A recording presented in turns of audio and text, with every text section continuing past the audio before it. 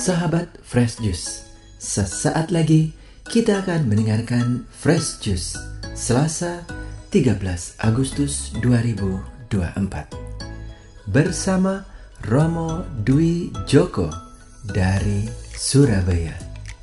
Selamat mendengarkan.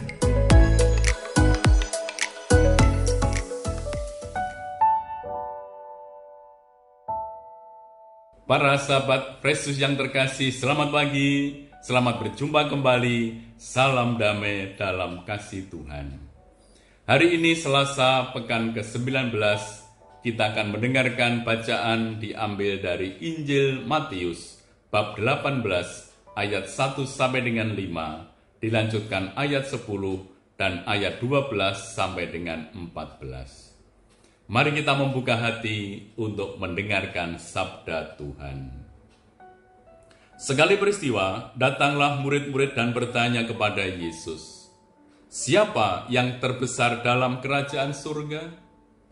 Maka Yesus memanggil seorang anak kecil dan menempatkannya di tengah-tengah mereka, lalu berkata, "Aku berkata kepadamu, sungguh jika kalian tidak bertobat dan menjadi seperti anak kecil ini, kalian tidak akan masuk ke dalam kerajaan surga. Sedangkan barang siapa merendahkan diri dan menjadi seperti anak kecil ini, dialah yang terbesar dalam kerajaan surga. Dan barang siapa menyambut seorang anak kecil seperti ini dalam namaku, ia menyambut aku.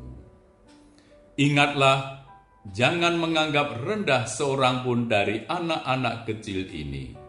Karena aku berkata kepadamu, malaikat-malaikat mereka di surga selalu memandang wajah Bapa-Ku yang di surga."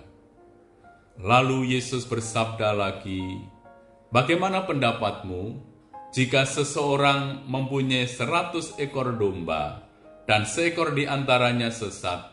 Tidakkah ia akan meninggalkan yang 99 ekor di pegunungan, lalu pergi mencari yang sesat itu?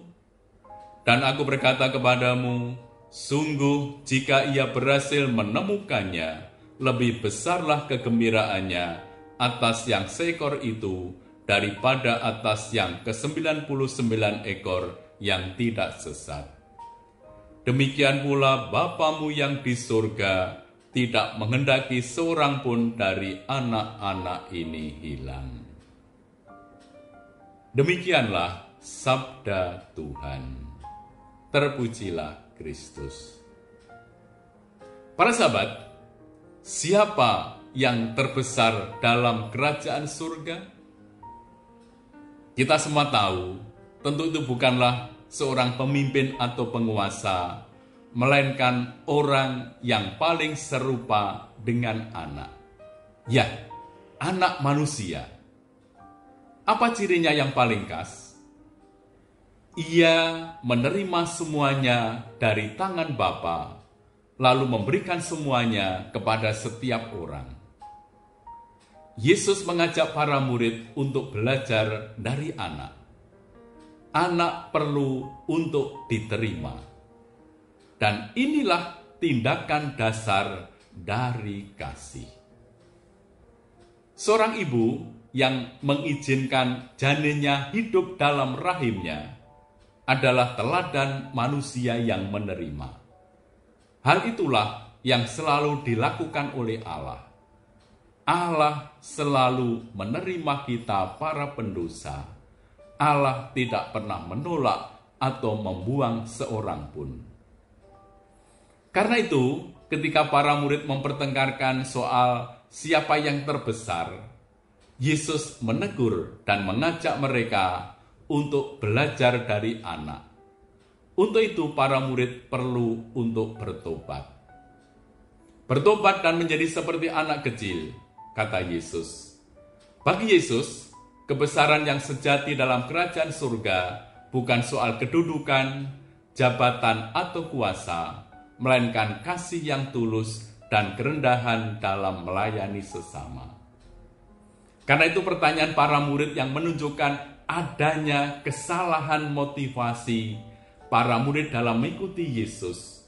Para murid diundang untuk bertobat dan belajar seperti seorang anak kecil yang polos, yang jujur, yang tulus dalam mengikuti Tuhan.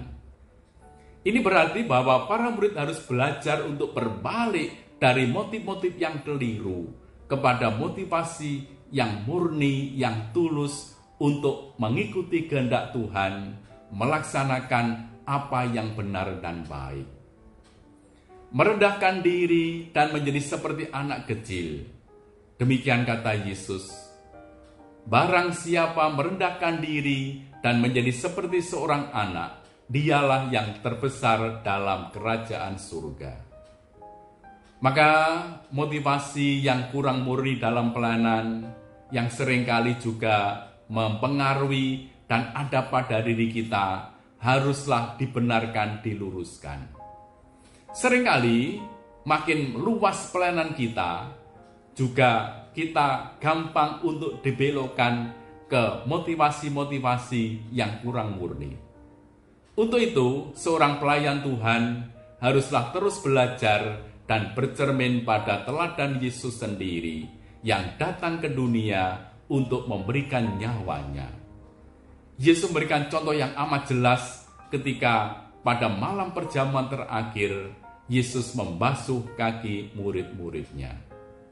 Kerendahan hati dalam menjalani tugas pelayanan adalah sikap dan karakter utama Yesus yang harus terus dimiliki dan dipelajari oleh para pelayan Tuhan.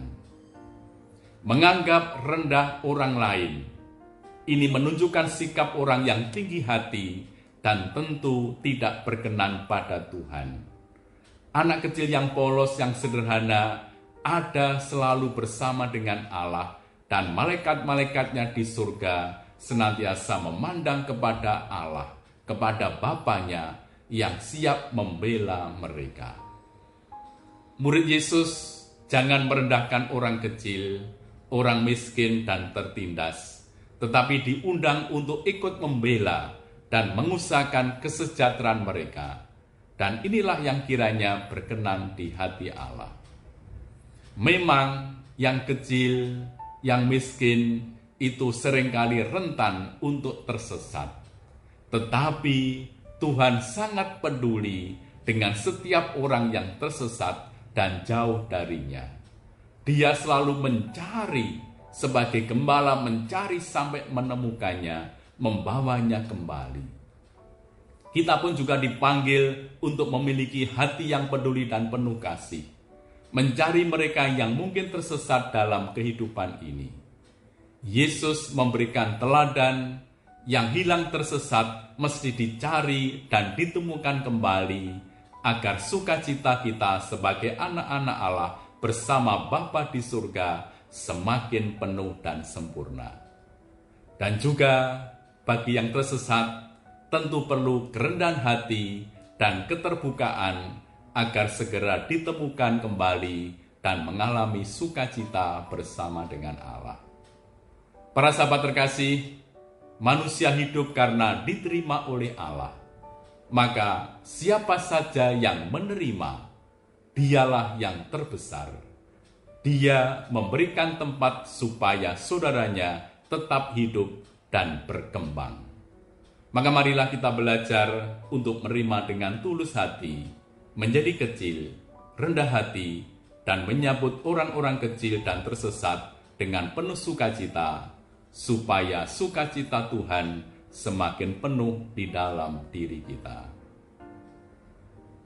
Tuhan bersamamu dan bersama rohmu.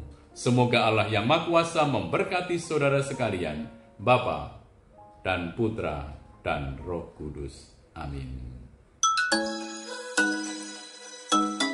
Sahabat Fresh Juice, kita baru saja mendengarkan Fresh Juice Selasa 13 Agustus 2024. Terima kasih kepada Romo Dwi Joko untuk renungannya pada hari ini. Sampai berjumpa kembali dalam Fresh Juice edisi selanjutnya. Tetap semangat, jaga kesehatan, dan salam Fresh Juice.